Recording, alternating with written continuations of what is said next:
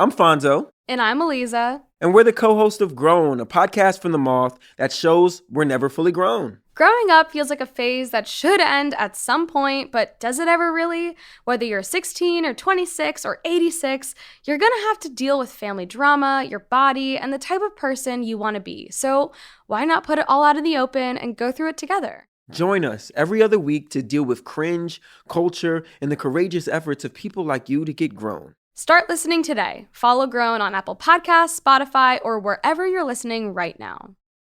The most visceral memory I have of pain in my childhood was not when I broke both of my wrists at once or fell so hard off my bike it left a scar that's still there today. It was the aftermath of a friend breakup.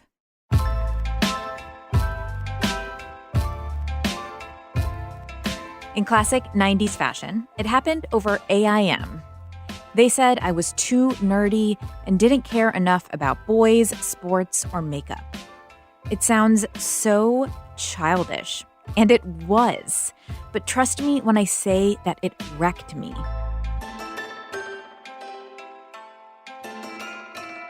I was a kid who loved school, but for days I begged to stay home. The thought of navigating my last year of elementary school with no friends was awful. I have not been dumped in that kind of horrific way as an adult, thank God, but navigating conflict in friendship has not gotten much easier. It often takes me weeks to write that dreaded kind of email, "Hey, can we check in about our friendship?" Or months to take what feels like a superhuman step. An in-person conversation about friendship problems. Friendship conflict feels so uncomfortable because we have no models for addressing it, nor do we have any guidelines for what could come next. A friend breakup.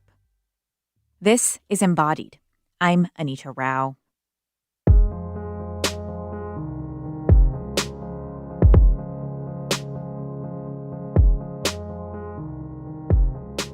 This person didn't want our friendship to work. And there was nothing I could do or say that would ever fix that. It would be a really long time, like years, before any other breakup of any kind hit me that hard again.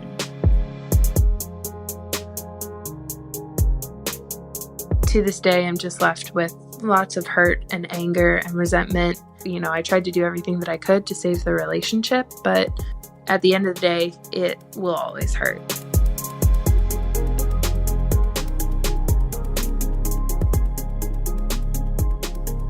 When my child was born, she emailed to congratulate me, but I was so bitter I told her to leave me alone. I regret that. Breakups with best friends can be just as alienating than those of romantic relationships, but friendship breakups are more isolating because they're just not recognized the same way. They're really lonely.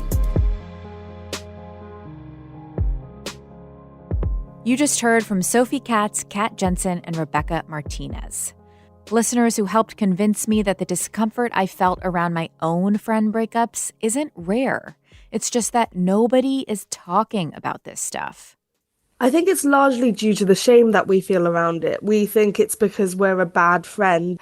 And I think because we have this expectation of lifelong friendships, we don't talk about this area of life where you start growing up, you start growing apart, you might maybe have different values.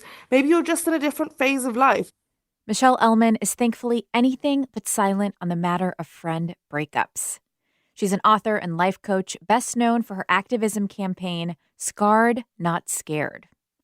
A few weeks ago, I saw an Instagram reel she made about friend breakups, and it inspired us to reach out to her. Turns out there was a point in her life in which she broke up with so many friends, she called it the mass exodus. Yes, so there was a period of about 2 years where it felt like I was losing more friends than keeping friends. And it was so painful. You spoke earlier about your childhood friendship that you lost. And I remember one in particular where I was about to go on stage and give a talk about Christmas of all things. And on the way there, she broke up with me. And I walked in and I was like, all I could think about was the fact that if I had just gone through a romantic breakup with someone who I'd had in my life for 8 years, I'd lived with her for 7 years. Wow. If I'd gone through a romantic breakup of that length, I would walk in and I'd be met with sympathy, and people would go, "Oh my God, that must be so painful." And yet, if I walked in and said, "Oh, my best friend of 8 years just broke up with me," you sound like a 13-year-old in a playground. Yes. And so it was the first moment where I started going, you know what? I think that hurt me more than any guy ever has. The mass exodus came as a result of some major introspection, and Michelle deciding to stand firm in no longer being a people pleaser. Sticking to that boundary meant figuring out a whole new way of approaching friendship. The best way I did it with new friends was to stop fast friendships. I realized I made friends too quickly. So I didn't allow for those warning signs to appear, for those red flags to appear, because I was jumping in headfirst with people who I didn't know, who were strangers, and then 2 months later going like, wait, I don't like the fact you do this, and I'm not sure I can trust you with this information, rather than giving them small pieces of trust over periods of time, letting that trust build up, and then giving them more access, more information, and trusting them with more as they have earned it. With the friends who I actually had in my life, to be honest, setting the boundary and then seeing their reaction was the greatest test of it all. It's not so much the boundary itself, it's how they respond to it that told me a lot about our friendship. And some friendships survived that. Some, there was a rocky period and then we came out of it. And there were some that obviously didn't. And in those, I did have to have really tough conversations with those people and just say, hey, look, we're so different now. So when you're actually going into that, breakup conversation, you've had the reflection, you feel like this friendship really isn't working. How do you do that practically? I think if you have had any respect for that person or you've cared about the friendship at all, I think it's the right and fair thing to do to have the conversation with the person. I think the way to end it where you both have a question mark over the relationship is not really fair to the other person because you're essentially ghosting them. So how I do it is I tend to do it over text. I think actually text works better for both parties because then both parties can think about what they want to say and not feel a time pressure to say it exactly in the moment. A lot of the time, I will just keep it short and sweet. You don't need to get hurtful. All you need to say is, hey, this isn't working. You might have felt that this isn't working as well. And I just think it's better for both of us if we give each other some space. I love you. I care about you. I probably always will. But right now, this friendship is not working. This friendship is not working. It sounds so simple, but it is so hard to say out loud. We did an informal poll on Twitter when putting together this episode, and 0% of y'all said that you approached a friend breakup via direct conversation. So apparently you're all right there with me. For most of us, friendship endings have looked more like a slow drifting. That was also the case for Tony Liu. My friend was behaving in a way that I didn't think I agreed with the values and that type of behavior. I thought that it was harming a few other people. It was a slow kind of fallout. Tony is a med student at the University of Chicago and a former radio and podcast producer. He's written about friendships, tenderness, and toxic masculinity. His friend breakup was with a high school friend. And not to get too Ross and Rachel from Friends on you, but it was more of a break than a full-on breakup. After about a year, we ended up seeing each other again, and we did have a conversation, and we did talk about, hey, I really care about you. I care about this friendship. We both do. And taking ownership over behavior and how can we show up for each other in the ways that make sense for each other. Yeah, it's so interesting because I think, we have this notion that romantic relationships take work. We expect them to take work. But the idea that friendships take work is kind of hard to wrap your head around at first. But the idea of communicating expectations and that being an essential part of the work of friendship, I think is something I've really had to learn as an adult. I'm curious for you about kind of what that experience taught you about expectations that you have for friends and how you go about communicating them. I think that when it comes to friendships, the really strong and powerful friendships, the ones that are really nourishing, they require vulnerability. They require us to bring and express ourselves. And to that end, actually having expectations makes a lot of sense because you're thinking about what does it take for me to feel safe to express myself in a way where I won't be judged, I won't be shamed, and I will be accepted for who I am. So I think from that point, one can start to think about, okay, well, what does that look like? Is it the way that we talk to each other? Is it the type of language that we use? I think it's also important to name that with friends, there are many moments where those people might not be able to meet those expectations because life is hard, things get complicated, and it's not a personal, I don't want to be there for you. It's not out of a lack of desire, and it's more so just the nature of my life right now. Totally. And yeah, some of those expectations for friendship can come from those very real life circumstances that evolve, but also from these kind of inherited narratives we have around gender and friendship. And I know that's something you've thought a lot about in terms of masculinity in particular, and this link between masculinity and friendship and how that's shaped the kinds of bonds that you forged in your adult life. Tell me about that. Masculinity is really interesting because for those who are socialized into masculinity, there is a desire to have those deep friendships, but there's always this sort of tiptoeing as well, not being too earnest about it, and things that I think are funny because I think it's so great to just be direct and, communicate and be explicit about, I would like to be your friend. I've seen that wave change throughout my adult life, how I think as I had graduated college, most of my friends were women, and how that was, I think, happened because it was harder to find men who were emotionally open and who were wanting to create that type of friendship. But now in medical school, it has been really great to find that community of men again. And I have a group of men that we have a book club, and we're reading Bell Hooks's Will to Change, which is about masculinity and unlearning and relearning ways of being that promote a type of masculinity that is more tender and open and nourishing for the people in their lives.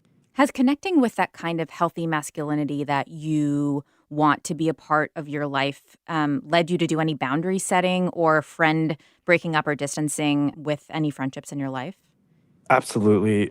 If I hear, like things such as like locker room talk, that we colloquially know of as, I have no tolerance for that type of language or that type of behavior. If we are trying to build an identity based on denigrating other people, that is not an identity that I would want to celebrate or be a part of. And so that has led to setting really important and clear boundaries about there are ways that we can build an identity and find like strength in it, but that can't and should not be at the expense of other people or at their diminishment. And so I do think that this has led me to be much more selective with the types of friends I have in general, but also, particularly with men.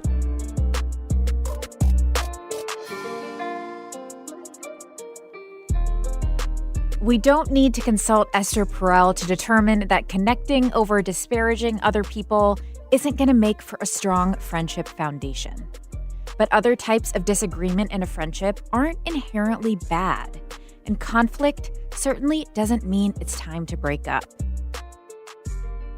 Rough patches can also be an opportunity to check in and be honest about whether it's time for a conversation or time to let go. If that sounds just too intimidating, take it step by step. Step 1, communicate your feelings. Step 2, embrace vulnerability. If someone's forgotten your birthday and you were hurt about it, then just simply say that. Say, I was really hurt you forgot my birthday. Can we do something to celebrate my birthday on a different day? I think a lot of the time when we're hurt, we don't want to be vulnerable, and because that's increasing the chance of even more hurt. And so we close in and we don't share what's affecting us. And then what happens is you're passive aggressive, and that leads to resentment further down the line. Step 3, set and state your boundaries. When setting a boundary then leads to a breakup, it's time for step 4. Allow space for grieving. I think it's really important we remember that grief is around any type of loss and not just around death, which is why it arises when it comes to breakups. And in the same way you would give yourself patience and compassion and kindness around a romantic breakup, you can do the same around friendship breakups. I think the main thing I say, both in platonic and romantic breakups, is stop stalking them online. You are not letting that wound heal and not overly going over those conversations in your head. I know we're so tempted to replay the conversation and start going, well, if I said this and what if I said that? And then you build this illusion that if you could just change the conversation, the outcome would be different. And in order to not do that, what you have to do instead is write a list of all the reasons why you chose to end that friendship. Keep that list accessible. So in those moments where you feel sad, where you feel lonely, when you start missing your friend, understanding that you can miss them and you can still have made the right decision. The thing about friendship is friendships hold so much of our own ideas of who we can be, like the sense of longing, a sense of this was an identity. And so when that friendship ends, it is often, okay, well, I have to rebuild or reconstitute some aspect or sense of myself.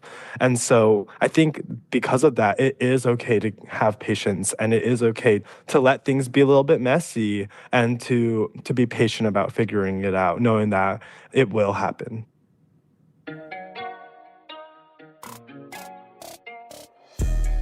My best friend of 10 years and I broke up in 2015, and it totally gutted me.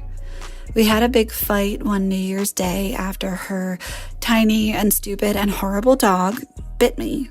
We made up afterwards, but it was never the same. After some mutual back and forth of mounting histrionic emails, she declared we would never be friends again. I've reached out to her a couple times. We've tried to talk about what's happened, but she is kind of just not standing up for us or for our friendship. And so ever since then, we haven't been able to be friends. In the most cases with friendships, I think it's more of a growing apart. You know, you kind of see differences from your path and that person's path, and then you might stop talking to them as much. And so it's less of a discrete moment and more of a gradual growing apart and separating of ways. For me, it came out of nowhere. Like, everything I did was wrong. She would get so mad at me and snap at me, and she wouldn't explain why. And I assumed that I must have done something wrong, or else this wouldn't be happening. Those were stories from Rebecca Martinez, Kat Jensen, Jake Smith, and Sophie Katz. If you remember way back to the beginning of this episode, I told you a story about mean girls dumping me in 6th grade. And I'm going to let you in now on a little secret, which is that I still have printed out versions of that AIM conversation and the many heated AIM chats that led to that moment. I came across them a few years ago when cleaning stuff out at my parents' house. And those documents confirm that, yes, they broke up with me, but also that Chachi 150, aka Anita Rao, was a little asshole herself sometimes. I have reformed for the most part, but how do you know for sure that the bad friend in the relationship isn't you?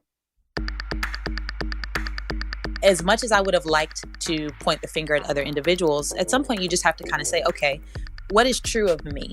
And that is when I came to the realization that, yeah, you've been a trash friend. KB Newton knows what makes a trash friend because she was one. She's since founded an online resource to help folks make better connections. It's called Heart Convos. Some of the things she says you can assess in your own behavior. Are you putting in work or leaving it mostly to the other person? If someone tells you a boundary, do you respect it or ask them to compromise? And in order to be a good friend, it's important to find a balance between giving all or nothing to a friendship. Most people have two categories for friendship. You're either close or you're not. You're either my best friend, you're in my inner circle, or you're an acquaintance of some sort. Well, I would like to suggest that having those two categories creates a very broad, like extreme in the way that you engage relationships with the people who you are closest to. You're transparent, you're vulnerable, you're honest. You feel like you owe them that because there's closeness there. However, there's almost either a list that people have to check off in our mind or a certain amount of time that has to pass for somebody to qualify as an individual that is trustworthy or an individual that you can invest in.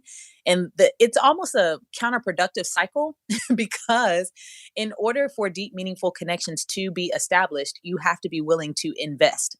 Typically, people are not willing to invest until something has been proven to them, by which I would say no one can prove anything to you unless you invest. So as you have moved throughout your life, I'd love for you to kind of take us into how you navigate comfortable differences versus the differences that mean that the friendship needs to change. If you have any kind of examples of friendships you can share with us.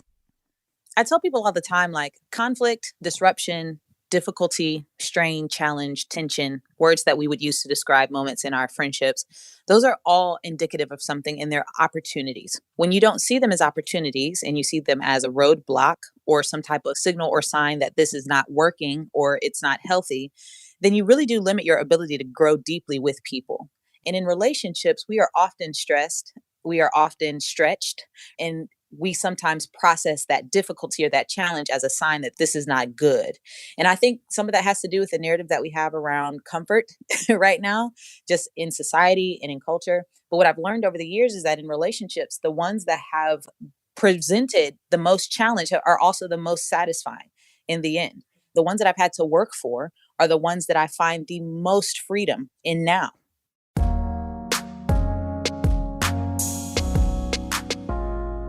And so when the pandemic stripped our ability to do things together, and people again had to think through, well, what is really holding this relationship together? And for me, conversation has been it. Language has been it. The ability to communicate to you who I am, how I am, and why I am in a way that makes you feel like you know me more intimately.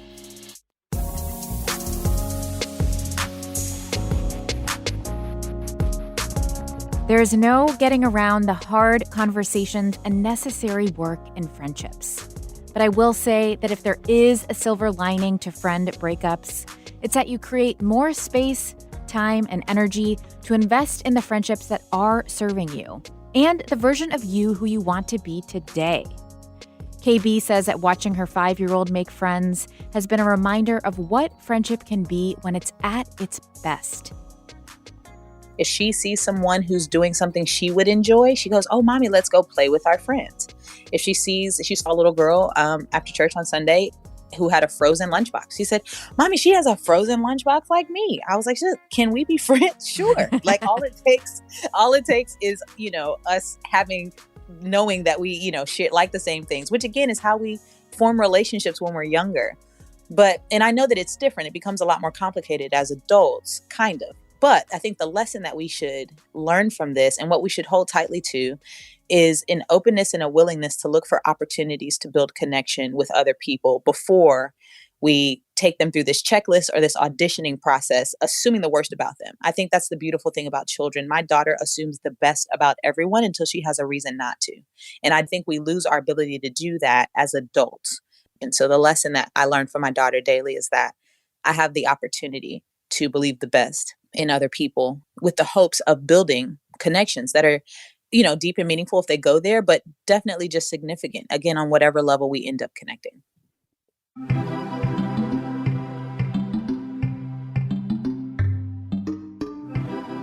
Embodied is a production of North Carolina Public Radio WUNC, a listener-supported station. If you want to lend your support to this podcast and WUNC's other shows on demand, consider a contribution at WUNC.org now. Incredible storytelling like you hear on Embodied is only possible because of listeners like you. This episode was produced by Audrey Smith and Elizabeth Friend. Kaya Finlay is our editor, Jenny Lawson our sound engineer, and Quilla wrote our theme music. This show is supported by Weaver Street Market, a worker and consumer-owned cooperative selling organic and local food at 4 Triangle locations in North Carolina. Now featuring online shopping with next-day pickup. weaverstreetmarket.coop. Until next time, I'm Anita Rao, taking on the taboo with you.